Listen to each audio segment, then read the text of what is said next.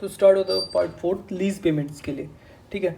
लेसी के लिए 2 पार्ट्स में डिवाइडेड रहते हैं, आरओई और लेसर। एक तो वो उसको एक एसेट मिल रही है, ठीक है, उसको जिसको वो डेप्रिशिएट करेगा या जैसे भी उसको यूज़ करेगा उसकी अकाउंटिंग करेगा, अकाउंटिंग बाद में देखेंगे। और एक उसके लिए वो लाइबिलिटी है, ठीक है।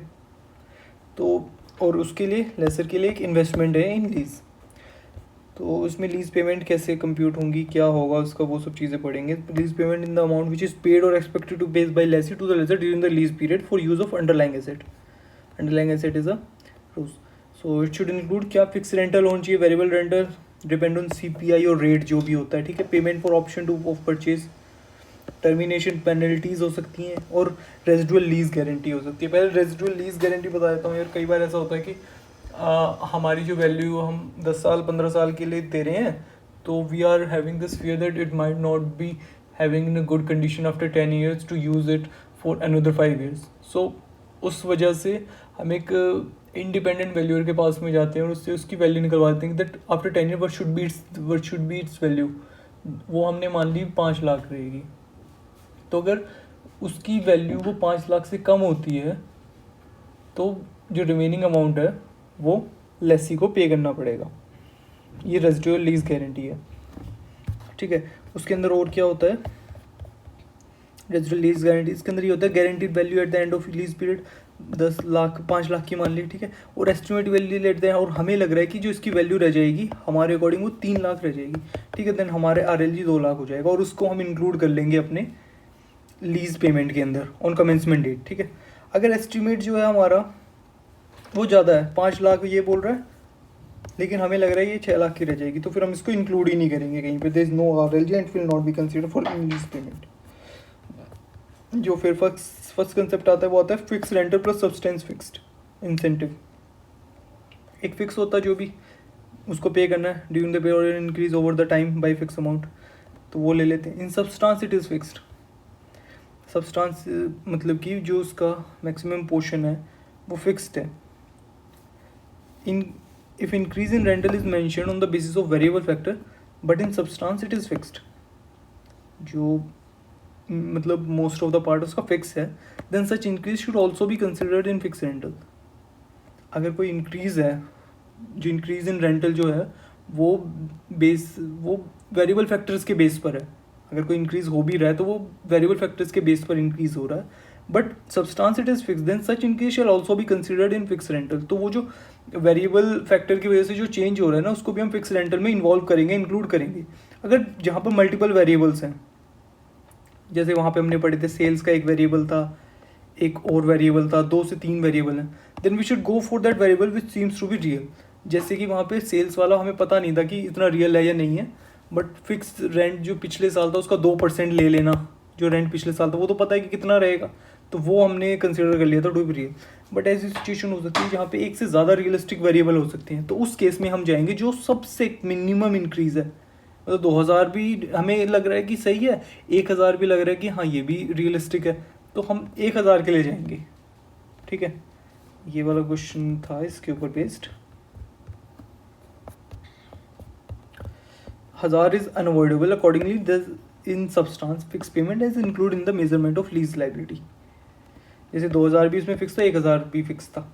ये था कि गिवन मंथ में then amount of 2000 accrues for that month, if Q does not use the machinery तो वो उसको 1000 देने पड़ेंगे। तो 2000 भी जा सकते हैं, 1000 भी जा सकते हैं, बट 1000 तो मिनिमम है जो कि जाएंगे ही जाएंगे, which can not be avoided, that is unavoidable according this is in substance fix payment and is include in the measurement of lease liability, ठीक है।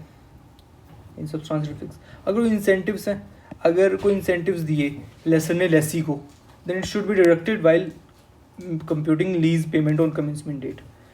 अब यार इंसेंटिव इस तरह के हो सकते हैं, ट्रांसपोर्टेशन चार्जेस उसी ने दे दिया, ट्रांजिट इंश्योरेंस था कोई वो भी लेसर ने करवा दिया, तो वो सब चीज़ें इसमें से सब्जेक्ट कर देनी पड़ेंगी हमें, ठीक है। अगर लेसी नहीं अवेल करता ऑप्शनल एग्जाम्पशन, जहाँ पर कि उसको प्रैक्टिकल एक्सपीरियंट मिलता है जिसमें कि उसको इज़ नॉट वो ऑप्ट नहीं करता to separate to one lease payment and he opt for the separate non lease component, then जो फिक्स रेंटल है उसको हम इंक्लूड नहीं करते। सिंपल सी ये बात है, जो फिक्स रेंटल है उसको हम इन्वॉल्व नहीं करते इसके अंदर, जो वो उसके प्रॉपर्टी टैक्सेस हो गए, और भी ऐसी चीज़ें होती हैं कई बार। क्वेश्चन 19 के अंदर था ना वो। हाँ, ये ना fix lease payment for the purpose classifying the lease, तो हम उसको टोटल लीज रेंट का ही पार्ट मान लेंगे, हम उसको अलग से ट्रीट नहीं करेंगे। It will not be treated as non lease component. अगर कोई रियल एस्टेट टैक्स है तो हम उसको नहीं मानेंगे। 20 हो गया, 21 हो गया, 22 एक बार देख लें।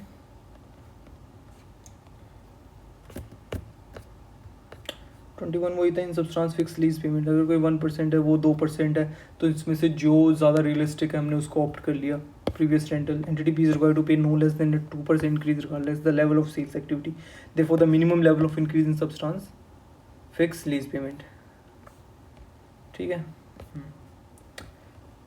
22 हो गया, 23 हो गया, 22, 23, 24, 25, 22। कंपनी एन लीज करती है प्रोडक्शन लाइन, उसने depend on the operating hours of production line and has to pay 1000। तो इसमें वही वाला कंसेप्ट लग जाता है कि हमारा जो वो बेस्ड होना चाहिए, it should be based on CPI। Okay, it should be based on index और रेट, लेकिन यूसेज पे बेस हो तो हम उसको कंसिडर नहीं करेंगे। तो इसमें substance in substance fix payment, the lease contains in substance fix payment, in substance is one word, it is one single word. Fixed payment of rupees 10 lakh per year, which are included in the initial measurement of the lease liability. The additional 5 lakh company does and expects to pay per year variable payment that do not depend on index or rate but usage. वो index या rate पर depend नहीं करता, usage पर depend करता है।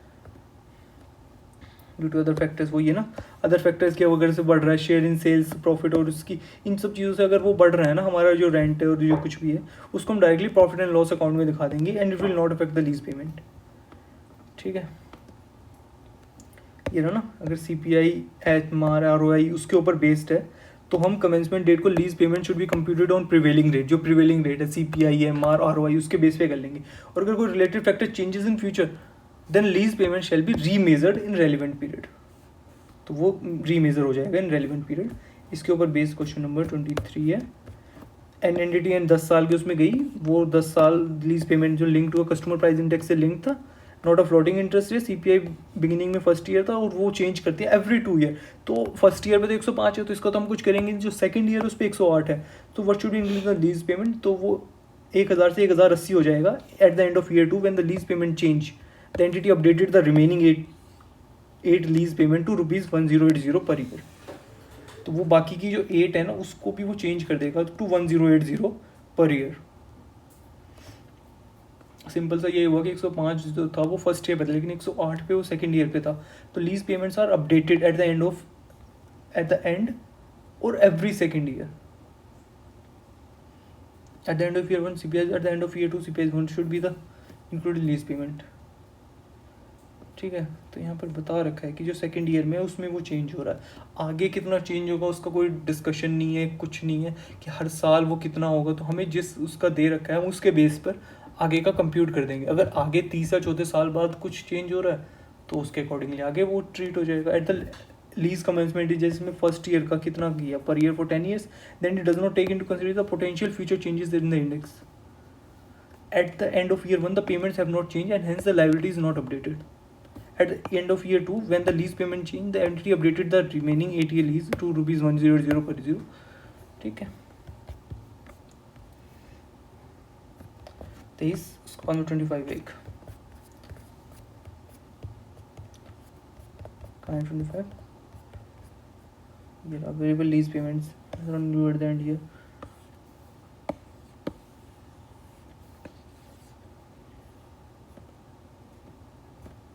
इसको एक और पढ़ लिया, 25 पेंडिंग है। फिर उसके बाद में ऐसी कोई सिचुएशन हो सकती है, यहाँ पे आपको परचेज ऑप्शन दे दिया। It is certain that lessee will purchase asset at the end of lease year at given price under purchase, then it will be included in lease payment. मान लो 2 लाख रुपए के पे वो लास्ट में उसको परचेज करेगा, तो हम हमारे उसमें लीज में 10 लाख प्लस 2 लाख ऐड कर लेंगे और उसको 12 लाख मान लेंगे। कोई टर्मिनेशन पेनल्टी है और हमें लग रहा है कि वो पे करेगा और वो ख़त्म भी करेगा, तो उसको भी ऐड कर लेंगे। रेजिडुअल लीज गारंटी बता दिया था।